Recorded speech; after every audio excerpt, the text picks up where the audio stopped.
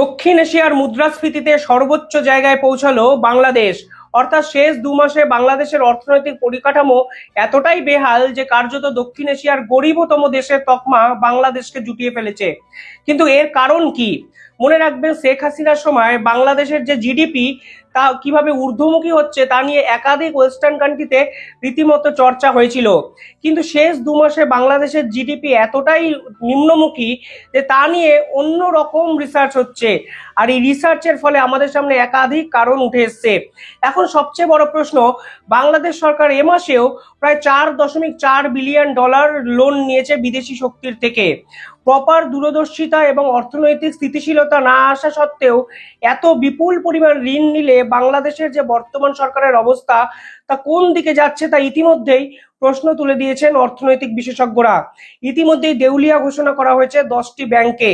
সব মিলিয়ে কোন কোন কারণগুলো এই ইউনিশ সরকারের অর্থনৈতিক পরিকাঠামোর প্রধান কারণ তা নিয়ে আলোচনা করব আজকের এই ভিডিওতে। ভিডিওটি শেষ অবধি দেখবেন, কারণ এমন কিছু তথ্য এই ভিডিওতে থাকবে যা নিঃসন্দেহে এর আগে আপনাদের কেউ বলেনি। বাংলাদেশ বা ভারত যেখান থেকে এই ভিডিও দেখুন, আমার মনে হয় জিওপলিটিক্যাল চর্চার ক্ষেত্রে বাংলাদেশের এই ইকোনমিক্যাল ডিক্লাইন নিঃসন্দেহে আজ থেকে 50 বছর পরেও রিসার্চ করার মতো একটা বিষয় হবে। আপনারা দেখছেন দ্য ইন্ডিপেন্ডেন্ট বেঙ্গল, আমি শিবম। যারা এই চ্যানেলটি আজকে প্রথম দেখছেন বা এর আগেও দেখেছেন, তাদের ছোট্ট একটা অনুরোধ, চ্যানেলটি ভালো লাগলে একটু সাবস্ক্রাইব করে দিয়ে পাশে থাকা বেল আইকনটির ক্লিক করবেন।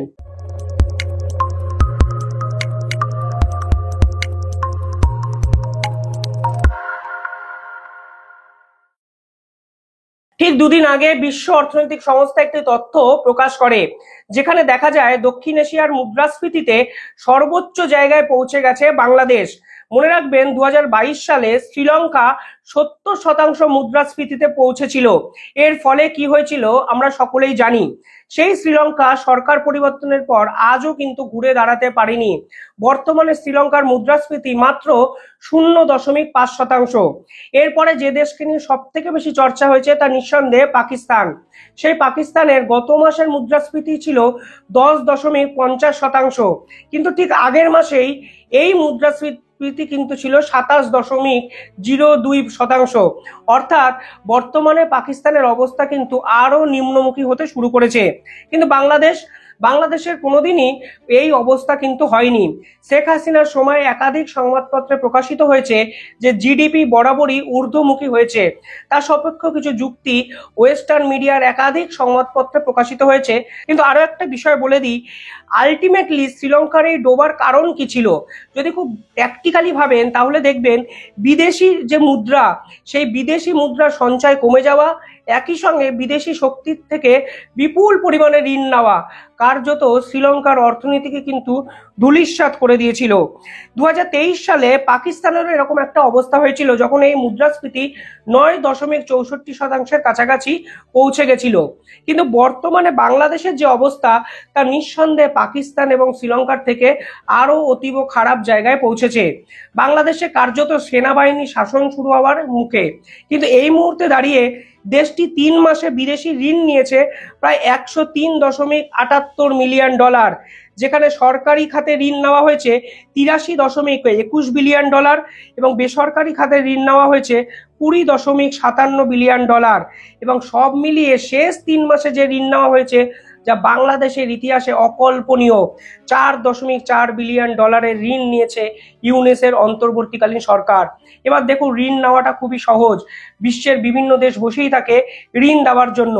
এর কারণটাও খুব সহজ, কারণ ঋণের দায়ে যদি আপনাকে একবার বেকায়দায় ফেলা যায়, তাহলে কার্যত সেই দেশেরই চালিকা শক্তি কিন্তু অন্য দেশের হাতে চলে আসে।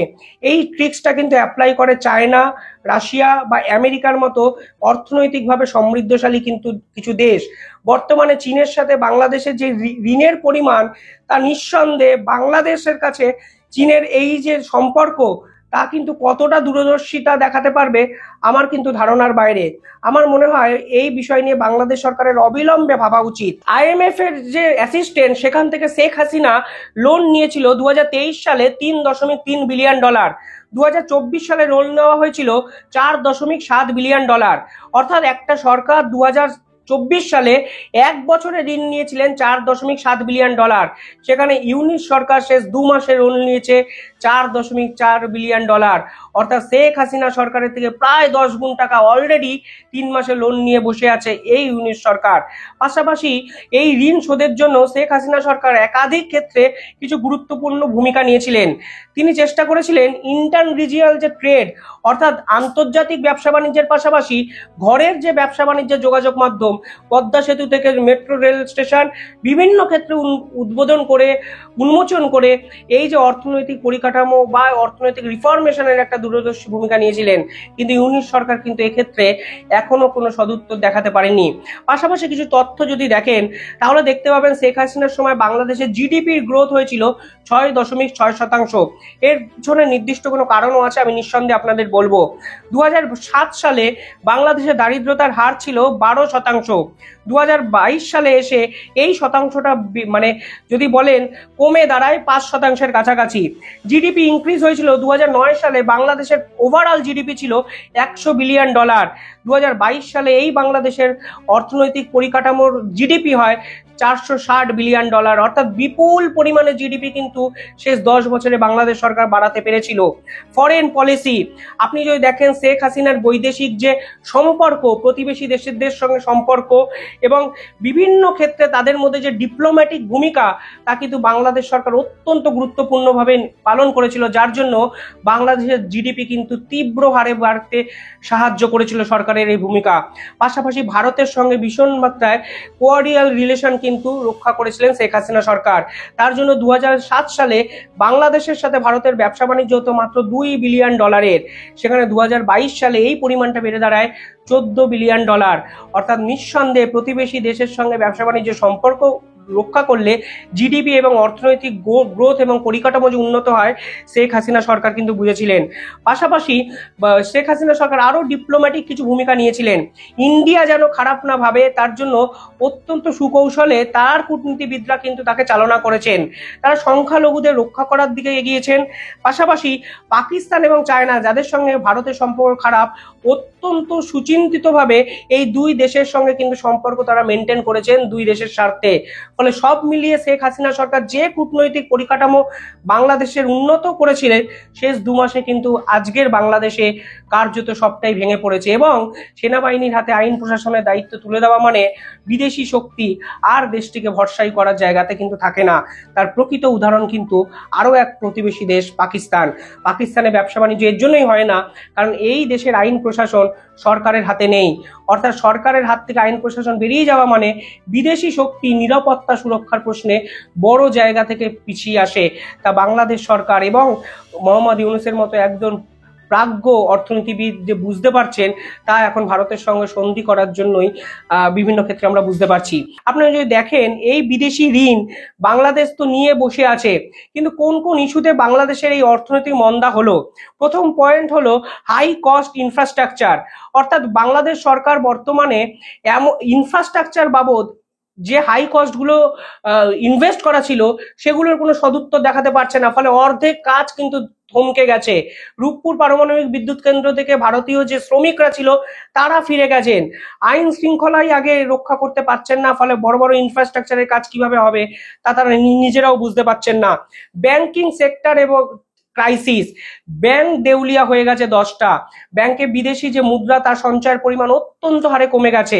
ফলে ব্যাংকিং সেক্টর কিন্তু দেশের অর্থনৈতিক পরিকাঠামোকে সুদৃঢ় করে ধরে রাখে, যা বাংলাদেশ সরকার শেষ 2 মাসে কার্যত ব্যর্থ এবং এখনো কিভাবে রিফরমেশন সম্ভব সেই দূরদর্শী ভূমিকা কিন্তু ইউনেসের অন্তর্বর্তীকালীন সরকারের কোনো উপদেষ্টা দেখাতে পারেনি। পাশাপাশি বিভিন্ন জায়গায় ইউনিস সরকার কিন্তু ইনভেস্ট করার কথা ভেবেছেন, কিন্তু বর্তমান ব্যাংকিং এর যে অবস্থা, বর্তমান যে জোর অর্থনৈতিক পরিকাঠামোর জোর, সেখানে দাঁড়িয়ে নতুন করে ইনভেস্ট বাংলাদেশের সরকার কিভাবে করবেন তা তারা নিজেরাও বুঝতে পারছেন না। ফলে আইন শৃঙ্খলার অবনতি একটা দেশের কোন জায়গায় পৌঁছালে বিদেশি শক্তি ভরসা হারায়, এর ফলে বিদেশি শক্তির ভরসার পাশাপাশি যে আমাদের ব্যাংকিং সেক্টর ডুবে যায়, তার সবচেয়ে বড় উদাহরণ কিন্তু এই ইউনেসের অন্তর্বর্তীকালীন সরকারের বর্তমান পরিস্থিতি। আরো 1-2টো কারণ আমি আপনাদের বলে দিই। দেখুন, সাপ্লাই চেন, বর্তমানে যে পলিটিক্যাল সিনারিও বাংলাদেশে, সেখানে সাপ্লাই চেন, ফলে একটা জায়গা থেকে অন্য জায়গায় নিয়ে যাওয়া, বাণিজ্য করা পুরোটাই কিন্তু ভেঙে পড়েছে। সাপ্লাই চেনের গুরুত্ব বাড়াতে হবে, ধার বাড়াতে হবে ইউনিট সরকারের। পাশাপাশি আনএমপ্লয়মেন্ট রেট, বাংলাদেশের শেষ 2 মাসে আনএমপ্লয়মেন্ট রেট উল্লেখযোগ্যভাবে 3% বেড়েছে, যা বিশ্বের ইতিহাসে কোনো দেশের দেখা যায়নি। ফলে একাধিক বস্ত্র কারখানা যেমন বন্ধ হয়ে গেছে, তাদের পাশাপাশি অনেক শ্রমিকও কিন্তু কাজ হারিয়েছেন। আমি একটা ছোট্ট উদাহরণ দিই, সীমান্তে ডলার এক্সচেঞ্জের ব্যবসা হতো। সেই ডলার এক্সচেঞ্জের ব্যবসা হতো বলে অনেক লোক কিন্তু ওই ব্যবসাটি করে কাজকর্ম করতে পেরেছিলেন, কিন্তু ডলারের দামের তুলনায় বাংলাদেশের যে টাকার দাম তা 20% কমে যায়। ফলে ডলার এক্সচেঞ্জের এই ব্যবসা সীমান্তে কার্যত ভেঙে পড়েছে। পাশাপাশি ভারত এবং বাংলাদেশের সীমান্ত এখনো কিন্তু স্বাভাবিক জায়গায় পৌঁছায়নি। ফলে মূলত এই ডলার এক্সচেঞ্জ এবং চাহিদা বাংলাদেশ এবং ভারতীয়দের মধ্যেই বেশি বিশেষত ছিলেন, যারা এক দেশ থেকে অন্য দেশে যান। ফলে এই টাইপের ব্যবসা কিন্তু বাংলাদেশে সম্পূর্ণভাবে ভেঙে পড়েছে, যা ইমিডিয়েটলি ইউনিট সরকারকে রিফর্ম করতে হবে। খাদ্যের মূল্য বৃদ্ধি, যা বাংলাদেশ সরকারের শেষ 2 মাসে 14% বেড়েছে। আপনারা জানেন পেঁয়াজের দাম একটু কিছুদিন আগে ভীষণ মাত্রায় বেড়ে গেছিল। ইলিশ মাছ ভারতে পাঠাবে না, কিন্তু বাংলাদেশে যে ইলিশ ব্যবহার করা হচ্ছিল তার দামও প্রায় 2000 টাকার কাছাকাছি ছুঁই। এখন ভারতকে বাংলাদেশ ইলিশ পাঠাতে বাধ্য হয়েছে, কিন্তু তা সত্ত্বেও, ভারতকে না পাঠানো সত্ত্বেও মূল্য বৃদ্ধির নিয়ন্ত্রণ কিন্তু এই ইউনিট সরকার করতে পারেনি। দেখুন, এগুলো একদম সাধারণ মানুষের পরিভাষা। ভারত বিরোধী স্লোগান বা মানসিকতা থাকলেও মানুষ যদি না খায়, না খেতে পারে, তখন আলটিমেটলি আবেগকে বশবর্তী করে জীবনটা চলবে না। ইউনিসেফ সরকারের কিন্তু এখনই ইমিডিয়েটলি এই বিষয়গুলোকে অত্যন্ত ভাবে গুরুত্ব সহকারে ভাবা উচিত। পরবর্তীকালে এই চীন বিভিন্ন ক্ষেত্রে ঘোষণা করেছিল 27টি প্রজেক্ট বাংলাদেশে করবে, যার মধ্যে 10টি অলরেডি কিন্তু করে ফেলেছে। সব মিলিয়ে বলা যায় চীনের হাত থেকেও বাংলাদেশকে কিন্তু বেরোতে হবে এই মুহূর্তে। চীন যেভাবে পাকিস্তানকে কার্যত গিলে খেয়েছে, ঠিক সেরকম ভাবে বাংলাদেশের এই অর্থনৈতিক সংকটের সময় যদি বিভিন্ন শর্ত চাপিয়ে দেয়, তাহলে দ্বিতীয়বারের মতো শ্রীলঙ্কা হওয়ার থেকে এগিয়ে যেতে পারবে বাংলাদেশ। অর্থাৎ সব মিলিয়ে বলা যায় বাংলাদেশের বর্তমান যে অর্থনৈতিক পরিকাঠামো তা নিঃসন্দেহে উদ্বেগজনক এবং সংকটজনক। অর্থাৎ দক্ষিণ এশিয়ার সর্বোচ্চ মূল্যবৃদ্ধি শুধু নয়, অর্থনৈতিকভাবে রিফরমেশন এবং কিভাবে অর্থনৈতিক পরিকাঠামো ফিরবে, সেই জায়গাটাও কিন্তু বর্তমানে ইউনিট সরকার দেখাতে পারছে না। বাংলাদেশবাসী নিঃসন্দেহে এই বিষয়টা অত্যন্ত গুরুত্ব সহকারে দেখবেন, কারণ বর্তমান জীবনে ডেইলি লাইফে এই অর্থনৈতিক সংকট কিন্তু তাদেরকে ভীষণ মাত্রায় কষ্টকর একটা জায়গার মধ্যে অচিরেই ফেলতে চলেছে বলে আমার মনে হচ্ছে। এ বিষয়ে আমি আরো একটা ভিডিও পরবর্তীকালে বানাবো। আপনার এই চ্যানেলটি একটু সাবস্ক্রাইব করে রাখবেন এবং পাশে থাকা বেল আইকনটি ক্লিক করে রাখবেন এই বিষয়ে ভিডিও দেখার জন্য। ধন্যবাদ।